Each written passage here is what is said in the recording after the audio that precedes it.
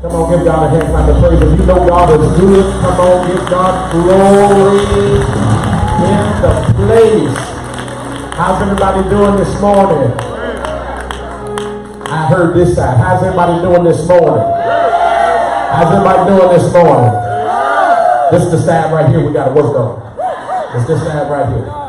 Right here. How this side doing right here? It's the middle section. This middle section. This is middle. How this side doing right here? Oh yeah. Oh yeah, I see the problem now.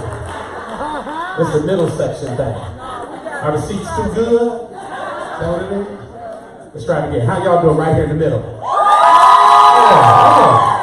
All right, everybody doing all right. All right, took us a minute to get there.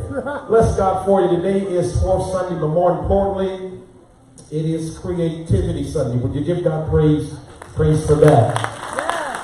Creativity Sunday. Now, it is not Youth Sunday.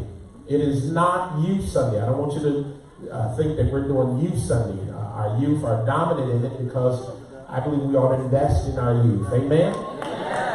Oftentimes we say it's the church of tomorrow, but really they are the church of what? When? Say it loud. What? Today. They are the church of today. So we can no longer have our youth sit back silently. Amen. We need to invest in them today and let them sing today. And not just sing today, but sing with our adults. Clap with our adults. Dance with our adults. And so if you're in church and you're an older person, I guess I said that way, then if there's a youth next to you, you grab them up and help them, get them sing, get them clap, all that kind of good stuff. Because that's how they get trained. And most of us that are preaching, that are teachers, singers, whatever it is we do, it started off with somebody in church letting us have a chance. Come on, give God praise. Many of you stay home, you're sitting there, you're bored. Oh my God. No, invest in our youth. One month out of one Sunday out of the month should not be out of character for us to say, go ahead to our children. Sing, y'all. Clap, y'all. Yeah, come on, give God. And I'm okay. I'm okay if service is a little bit off on 4th Sundays. We're trying to be creative. We had a youth up here in our media ministry. Clap as I say there's a youth in our media ministry. We got a youth up here on the deacon board. Amen. We have a youth that's going to be at the Welcome Center. Amen. We may have some youth firsters or whomever. All right. Greeters. Oh, yeah.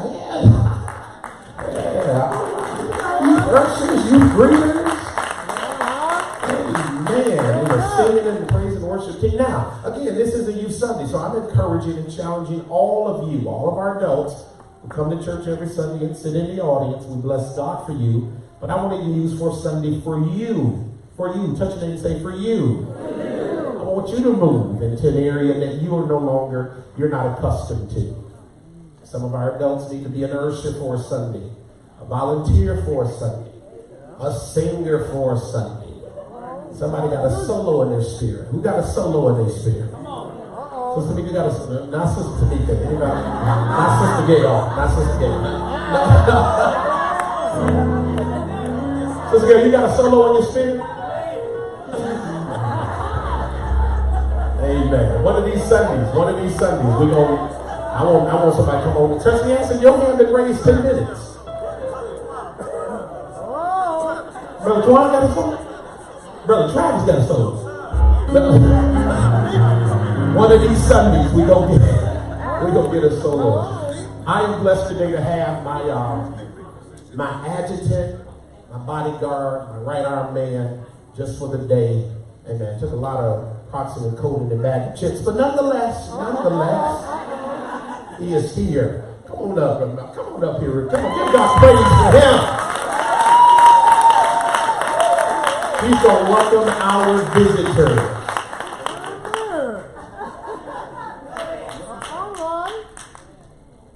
Come on, son. Hi, everybody.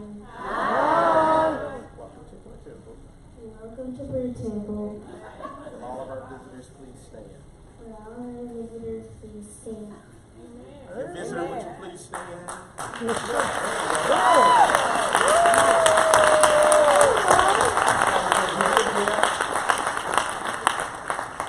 We're going to give you a gift. Thank you for coming. Thank you for coming.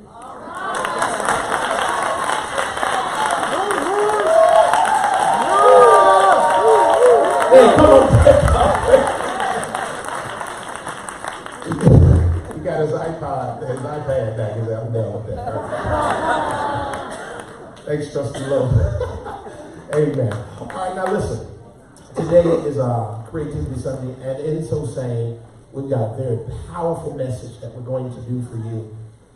As you can see by these chairs, I'm not going to preach per se, but we're going to have a powerful testimony come from one of our members. And as I'm talking, that member can make her way right up and come right in this chair. And then Deacon Smith, if you can give me this chair here and just set it like right here. Yeah, thank you very much. All right, now as they do that, I'm going to talk about something else real quick. Give me the slides, Brother Harold, very quickly. Give me talking about health. I'm going to try to get you out of here before this big storm comes. Is church good for my health? That's what we've been talking about. Yeah, come on, give God praise for that. I pray you have received that. Amen. So for us, for Black History Month, we deal with health. And as we say that, let me welcome all of our members watching us on Facebook. Thank God for you tuning in. I'm telling you now, if you got to get water, go get water. Whatever you got to do it now. Get back to your computer, your phone, because it's about to go down in the next 10 minutes. You're going to hear a powerful, inspiring testimony that's going to probably have you in tears, but it's going to have you shouting. Come on, give God praise for our Facebook audience. Bless God for all of you. Thank you so much for being a part. We're certainly praying for first Sister Janae right there, who buried her mother about a week ago, I believe it was. And she's here. Come on, give God praise. Some of y'all ain't been through nothing. She's giving God praise, bless God. And then we bless God for the elder family who lost her mom on yesterday and still here. Come on, y'all better know how to shout. Giving God praise. Giving God praise. And we thank God for her. Now, you all know we've been praying for her, and don't you think because she transitioned, God didn't work a miracle. Come on, you can't leave until God tells you it's time to leave. Can you get some help? You can't leave until God tells you it's time to leave. And those last 2 weeks might have been for the family. I just said something right there. Sometimes God will let a person transition slow so you can keep going when they go. Preacher, I ain't preaching, but that'll preach right there. Gotta slow that thing down for you. Amen. So God did that thing for them. I think Dad just wanted her to make it to her 70th birthday. 66th birthday. And she did that thing on last Thursday. If y'all don't know when to clap, y'all better know when to clap. So we bless God for that. God for your family. We'll give you arrangements and all those things at their time as they're still putting that together. Amen. Now listen, as Sister Anitra does that, I want to talk about something real quick that we've talked about before. Now our presentation today, well, before I do that, we're asking all men to go get your physicals. How many men have done that? Stand to your feet real quick. Over the last 6 to 8 months. Last 6 to 8 months. Last 6. Will we all clap for these men? Will y'all clap for these men? I want to appreciate you men. I want you to know we care and we love you and we thank God. Young fella going to get it. Amen. One more time. There you go, little hands. Come on, give God praise for all of these brothers going to get physical. Ladies, I know y'all go to the doctor, so I ain't going to do much with y'all right there real quick. To all of our men who did not go, listen, we're going to move on. We're going to preach about something else, but I want all our men to go and get a physical. As a matter of fact, Sister Jay, remind me on 4th Sunday to do this again. I'm going to call it out again. If a man didn't stand up on 4th Sunday who didn't stand up today, I'm calling you out. Wow. Calling you out. So you got a month to go handle that business. A month to go handle that business. And if you could do that, we would greatly appreciate it. Because we love our men, right, y'all? We love our men and we care. We want them to be you're blessed. Now, we've been talking about God created us in 4 dimensions, and we've been talking about health. So the first thing we covered was what? Heart, the seat of our emotion. Affecting our health sometimes when we are over emotional. How do you know somebody who's always over emotional? Always crying, whining about something, or they're in the other extreme. Always on edge. Always on edge. Touch your neighbor and say, that ain't good for your health. So we talked about that. You got to get the series of that. We talked about soul. Recognizing that our faith is critical to our health. Everybody say, my faith is critical to my health. All right, so and oftentimes, particularly in the African American church, we negate our faith. We only look at God when things go wrong. God says, no, you got to love me enough to worship me when things are going well, so that when things go wrong, you already got some timber already up in heaven. Does that make sense? The Bible says, I believe it's in Acts, that a man was sick, and the Bible says his prayers came up as a memorial to God, which means he had already been praying, and when he got to the point where he could not pray, his prayers that he had already prayed had come as a memorial unto God. Thank you, worshipers. That's a good place to clap right there. And then we talked about mind. Everybody say mind. How many of you know your mind got to be right? How many of you know you can have some fine shoes on, but if your mind ain't right? How many of you know you can have a sharp car, but if your mind ain't right? Your mind got to be right. And we're talking about mind. We can go all over the gamut. We can talk about satanic influences in the mind. We can talk about strongholds. We could also talk about mental illness. A lot of us need prayer and pills. I just said something right there. I lost half the crowd. I said it here. Some of us need prayer and pills. I'll throw a psychologist with that just to keep the peace in sync. Get whatever you need so your mind is right. If your mind ain't right, nothing else will be right. We did all that, Sister Venus, to get to this point today where we're going to talk about strength. Somebody say strength. Say it again. Strength. Now, strength. What is strength? Strength is the capacity to endure. It is what a man can stand. Long time ago, we used to do songs that had the word soldiering. Remember in church, you used to sing songs, soldiering. We don't sing these songs anymore. You are going to have to be able to take a licking and keep on ticking. Nobody told me the road. Oh, y'all on point today. What? I don't believe. And that's good. Oh, come on, give God praise. Oh, so what we're going to talk about today is strength. Somebody say strength. Nobody embodied strength more than this young lady that we're going to talk to today. Maybe I should I get you out the way? I talk about some other stuff. You probably ready to get this thing done and get off the stage. How we going to talk to Sister Lucia? I need a mic. Let me have a mic, Mr. Young. All right. And just put it in there, man, please. Today we're going to listen to the powerful testimony of Sister Anitra Pickett. Would y'all give her a hand? Give this one. You can come on, give this one. Stand to your feet. Go bigger than that.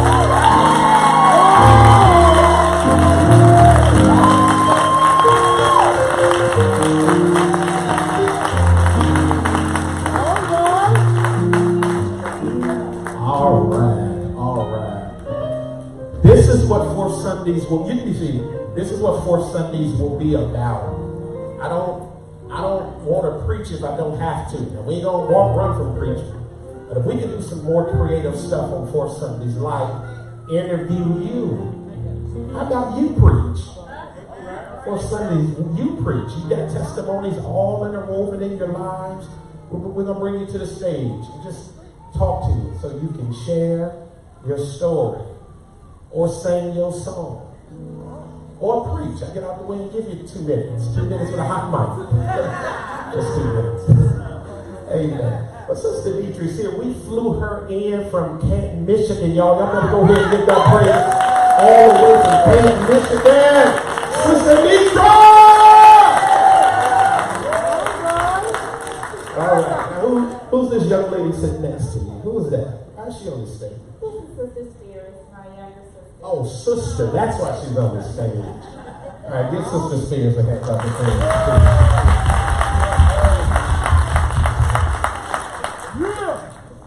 Now let's just do a mic check so everybody can hear you in the back.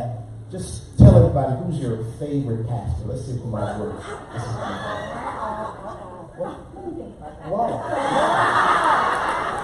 My favorite pastor is Dr. Anthony. Did y'all hear that? I think we're good. We're good up there? Y'all got it all in? Yeah, all right. That's good stuff. That's good stuff. Sister Deidre, tell us who's Sister Deidre? Talk about who Sister Deidre is. Some people don't know you. They see you come in and they see all the challenges you go through just to be here. But who is Sister Deidre before you get to your health challenges? Who are you? Sister Deidre is, I am a very strong and compassionate, sometimes passionate about certain issues, person, a mother, a grandmother, a sister, a daughter. A faith-filled woman. You said a faith-filled woman? Okay. All right. Can everybody hear her good? Okay. All right. Now you said a mother and a grandmother. Now, is your grandbaby here? Yes. Where's she at? Where you going? Yeah. Okay, now, your grandbaby doesn't like me. I mean, I tried to hug her, I tried to kiss her, I had candy. So I want you to tell the church right here, why don't she like me? Is it that you were talking about me at home? Why don't the grandbaby like me? Let's start there. That's a profound question everybody want to hear. Tell me you want to hear that. I don't think you do. It's not that she doesn't like you, she's just really shy. She's really shy. She's like that with everyone. In fact, Sister Spears calls her 51st days because for the first at least 50 times that she sees you, she's in your presence, she's going to. Okay. All right, so it's not me. She treats Sister Spears the same way. What about Uncle Spears treat me? Not anymore. It's the first 50 times that she was. So you gotta let me know what you did on the 51st day. How long have you been a member here for? I've been a member here for 9 years. 9 years. Come on, give that praise. And during those 9 years, I've seen you go from where you were to where you are. Because you used to walk up in here, get up in this choir, sing your song. How many of you remember Sister Deidre in the choir? Do you miss the choir, or do you still sing from where you are? I miss the choir terribly. And, of course I still sing with the radio. Of course. Favorite choir song? My favorite choir song, what song do we sing in our choir is Jehovah Jireh. I don't remember. Do you remember how it goes? I do. You want? No. No. The Spears is willing to sing. Oh, okay. Give me our praise for Sister Spears singing a little bit of it. Are you here? No?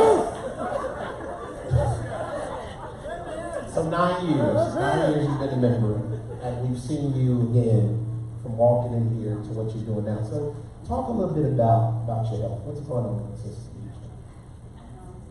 I have a chronic illness, multiple sclerosis, which is most commonly referred to known as MS. It's neurological, autoimmune disease that affects the central nervous system, and it kind of ultimately damages the nerve or the lining of the nerve, the coverage of the nerve. Okay. So the signals from the brain to the rest of the body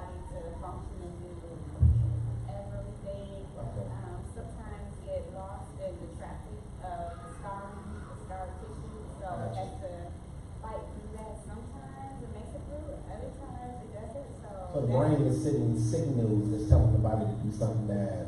All kinds of things. All kinds of things. And sometimes the part of the body receives the signal and responds, and other times it does not. So that's why most of you see fall, things like that happen because the signals are just not making it to its destination.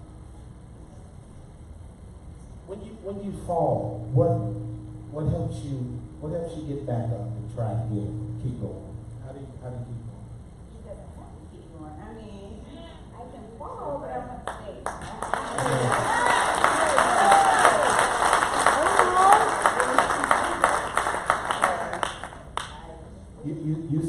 You said you have to get back up.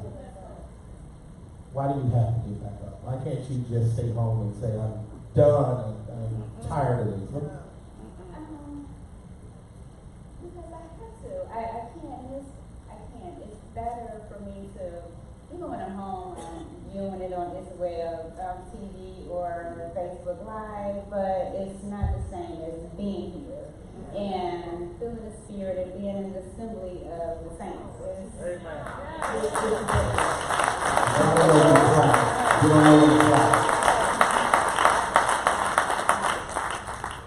Now you said that with your challenges. So I want you to, if you can, just look at this audience, because there are people here who do not have your challenge, who act like they can't come to church.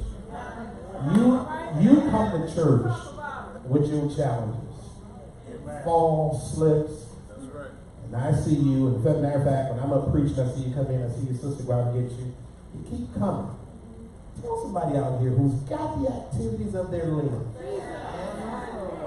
making excuses. Talk to them for a second. I don't know what to say to them. There is no excuse. There is no excuse to serve the Lord. There is no excuse to come and be in the house of the Lord and assembly of everything. There is no excuse. It's like even the word says, sorry that I remember exactly where it's located, but how can they hear without a preacher? I mean, how? I don't know. I guess God is just too good to me for me to feel like anything in this year. That's like even now, it's pretty shy. And coming up here, for me doing this is a huge thing because, I mean, I'm a huge talker, don't get me wrong. But me sitting in front of, a group of people and talking about myself, that's not something that I do. Talking about me is not something that I do. So it's like if I can do everything that I do, there's no excuse for those that are healthy enough and more outgoing and outspoken to sit back and do nothing when the Lord says,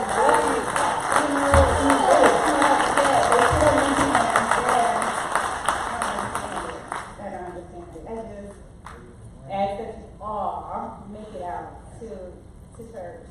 Open your Bible, spend time with the Lord, because there's no reason not to. That's a great place. That's a great place to start. So faith is critical to you. Yeah, it is.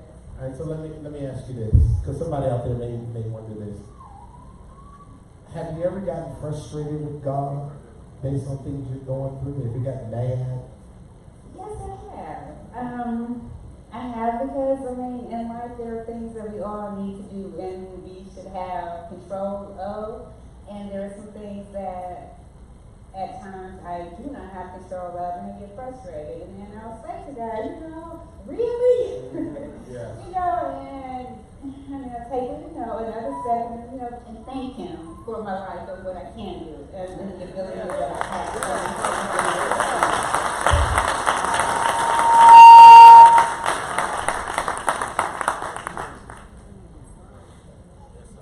You can thank God and go through what she's going through.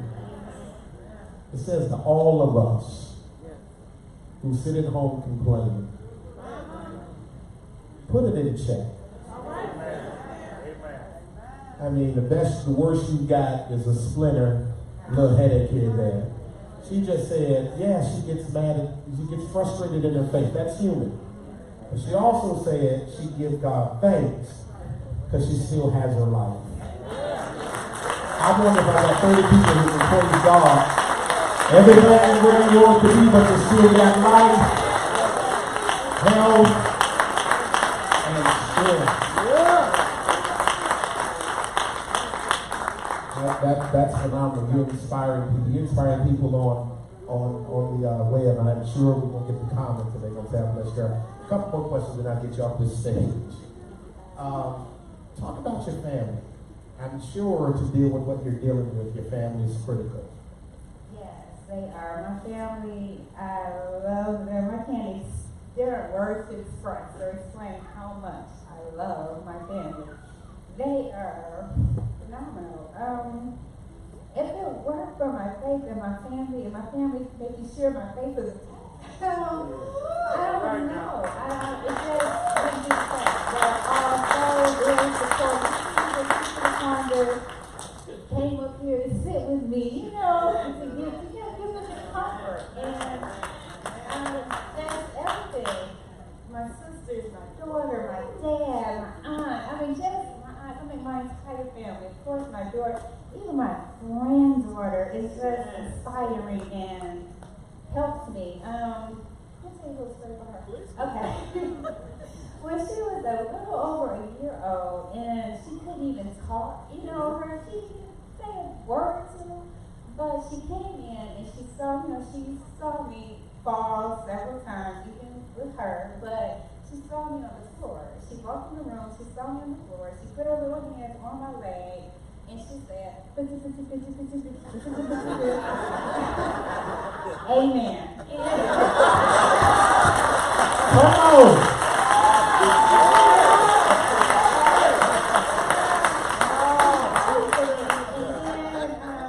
And then, began to pull my arm to try and lift me off the floor. So, just my entire family.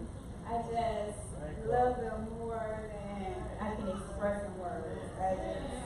They're grateful to my life.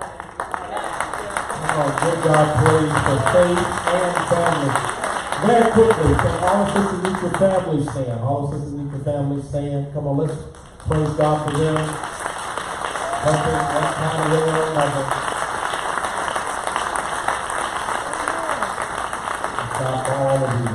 Thank God for all of you. You have done extremely well. Your testimony has been powerful. You have answered these questions succinct and in authority. Your sister's breaking down, but you good over here. I want to thank you, sister. I have some other questions, but I think we got it. Come on, give God praise again. Sister Nitra. I think you all stand good for you. Thank God for Sister Nitra and this powerful testimony.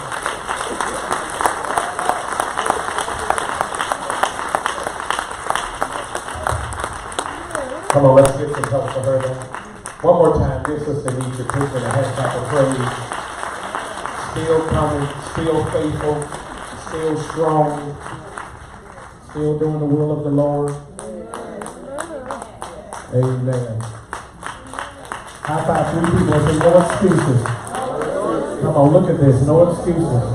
No excuses. No excuses. Come on, touch somebody on the other side. Say no excuses. No excuses.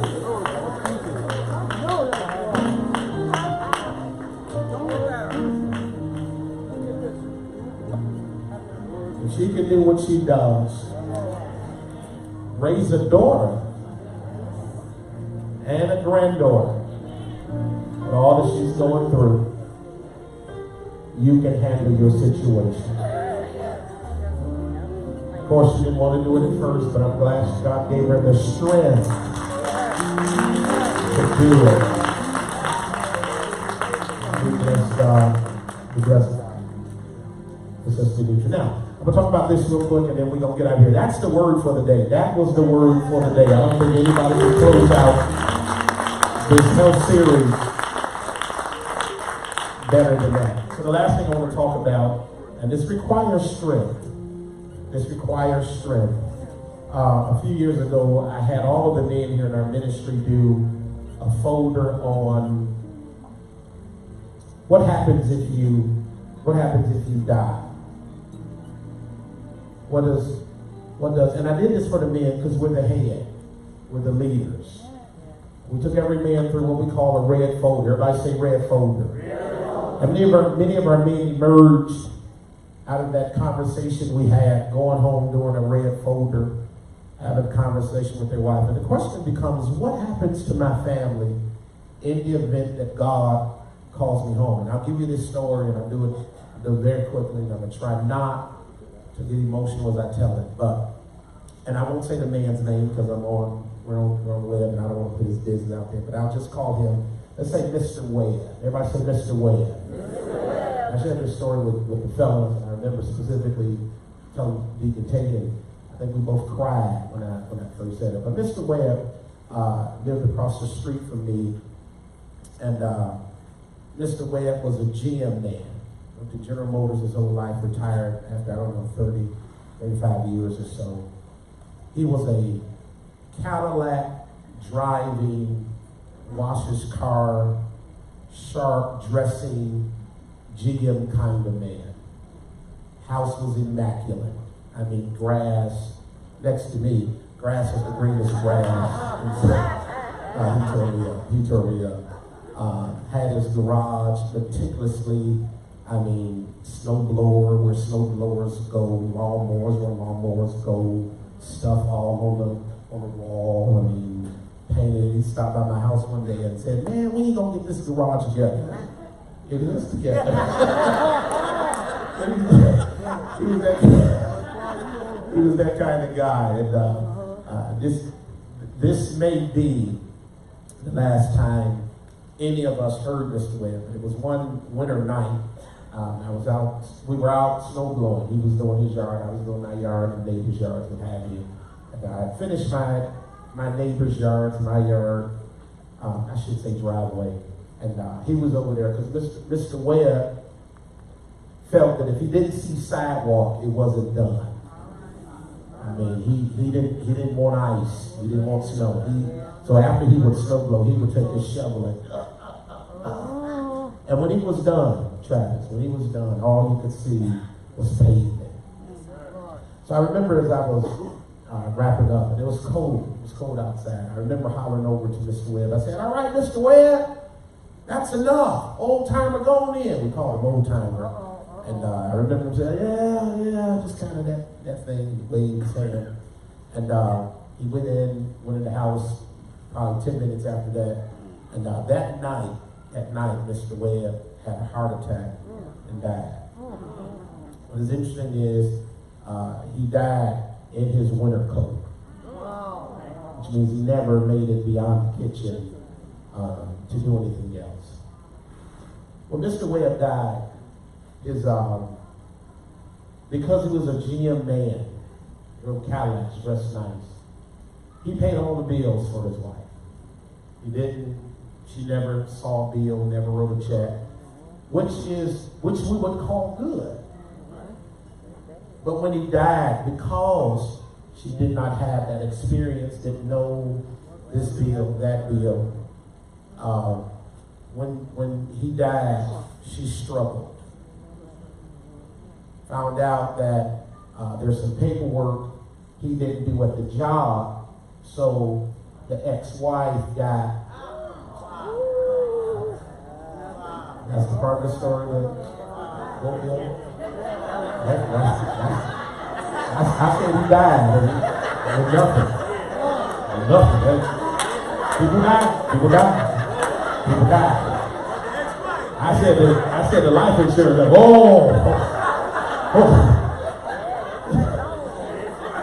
y'all a trip. That's all I was saying. Y'all a trip. Let me press on. Press about what?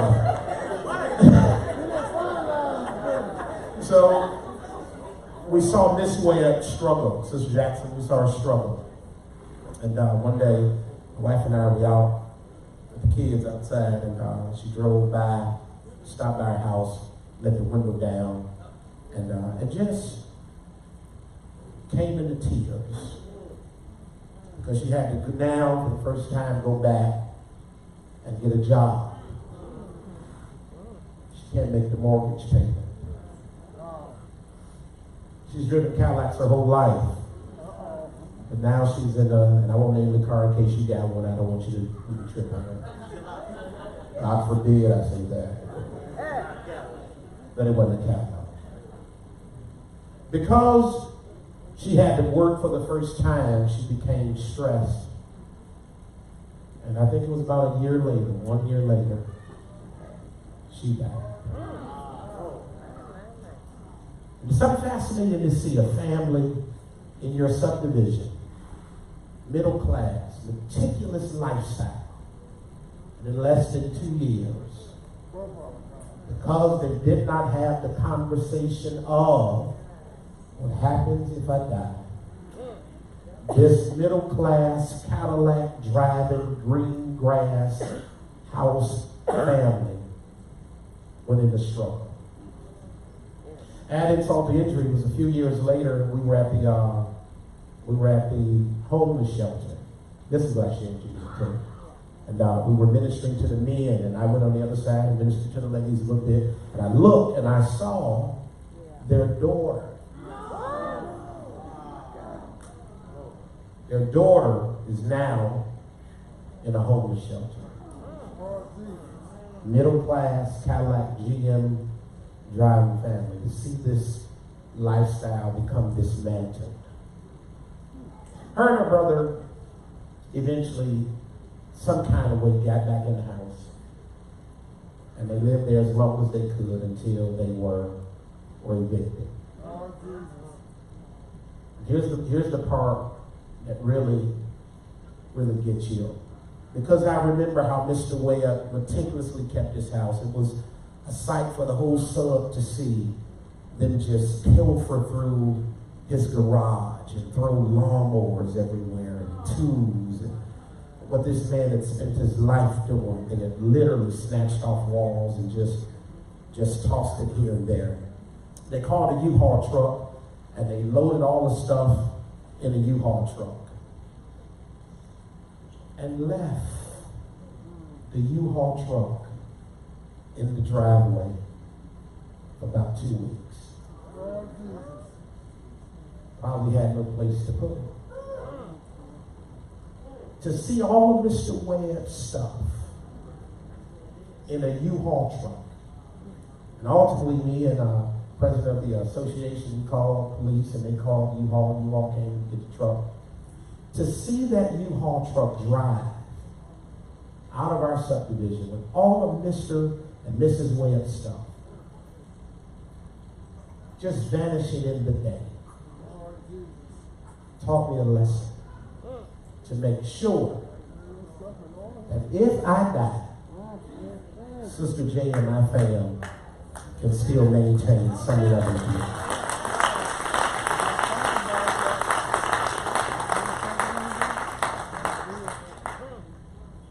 We created the red folder. The red folder concept is very simple. I've got about 10 left. Some of the men have already done it. It may be time men update them. Some men have already done it. Some of you have not. Some of you were not members when we did it in the first go round. And if you have a safe deposit box and you have something in place, don't worry about this red folder. This is designed to be a starting conversation and get those of us who have nothing something. It costs money to die, y'all. It costs money to die. It is not fair for you to die and leave your family a bill. This is where I'm going to lose the audience right here. So this folder jogs a person through that journey. It literally tells you to go through your, first get insurance. Get life insurance. That's a good place to clap. Get life insurance. Nobody has to be a millionaire off you, but at least have enough to bury yourself.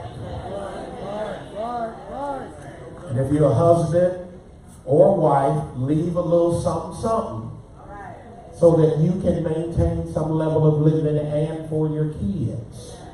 I'm not saying that has to be $1 billion, but let it be something. Larger than your life insurance policy, for the men in here who pay all the bills, your wife don't write checks, don't nothing about, take this folder and put the bills and the companies and the phone numbers and the account numbers down so that in the event something happened to you, they have a roadmap of what it takes. Miss Webb didn't even know what it takes to maintain that lifestyle. So write that information down, put it in this folder or your signature, whatever you do, so that in the event that something happened to you, you have that information. Likewise, ladies, we did this with the men, but ladies, you too. Even if you're a single mother, do this as well. Do this as well, so that your children know what to do in the event that something should happen to you. Does that make sense? We did this concept with the men about 3 or 4 years ago. 3 or 4 years again, some of my men have done it. I've got maybe 5. See, would you grab those?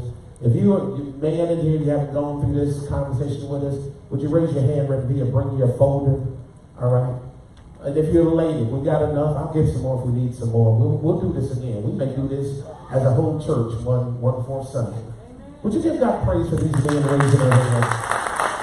We don't want to be Mr. Webb. We don't want to be Mr. Webb. All right. So I want to make sure that we can live beyond our means and not leave our family hanging. There was a hand over here. Bless you, man. Bless you, brother. Got a few more. If you need one, brother? All right. Here, come get this one. I got an extra. You can have this one. If you're a lady, a single mother, you want one of these folders, just kind of give you a roadmap. There are a couple of ladies. Yeah. Raise your hand. It's back in the back. Thank you. I don't know how many more we got. One more. All right, we'll get some more. Well, come on, give God praise for it.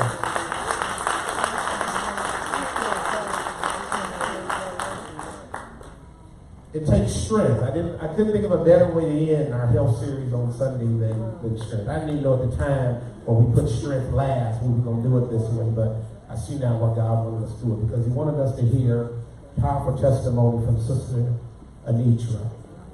Come on, give God praise for that. What he wanted us to do with that. Stand to your feet.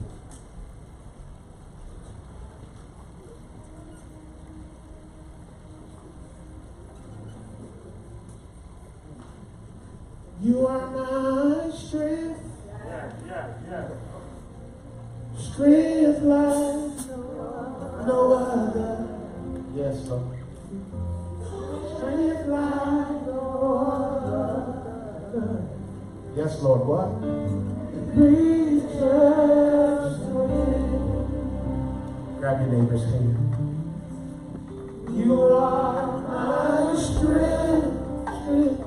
Thank you, Jesus. Strength like no other. Oh, thank you, Lord. Strength like no other. Reaches. God, in Jesus' name, we thank you for the word today that came through Sister Anitra.